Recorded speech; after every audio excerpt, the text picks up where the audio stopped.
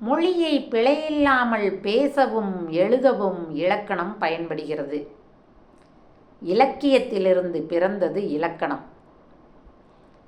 அகத்தியத்தை எழுதிய அகத்தியர் உடன் இருந்த 12 மாணவர்களுள் தொல்காப்பியரும் ஒருவர். அந்த தொல்காப்பியரின் வேடமணிந்தே உங்களிடம் சிறு மணித்துளிகள் பேச வந்துள்ளேன். அகத்தியர் எழுதிய அகத்தியம், அதேபோல தொல்காப்பியராகிய நான் எழுதிய தொல்காப்பியம் தமிழர்களுடைய நாகரிகத்தின் சிறப்புகளை பற்றி முழுமையாக அதில் இடம்பெறச் செய்துள்ளேன்.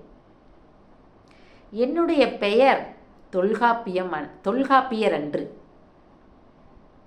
திறன தூமாக்கினி. ஆனால் என்னுடைய சிறப்பு பெயராக தொல்காப்பியர் என்று இடம்பெயர்ந்து விட்டது. தொல்காப்பியர் என்றால் பழமையான காப்பிய குடியில் பிறந்தவர் என்று பொருள்படும். பொதுவாக தமிழில் எழுத்து, சொல், பொருள், யாப்பு, அணி இவை அனைத்துமே இலக்கணத்தால் நிரப்பப்பட்டுள்ளது.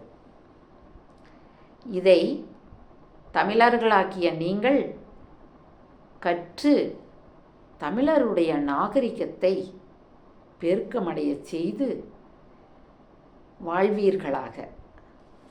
வணக்கம்.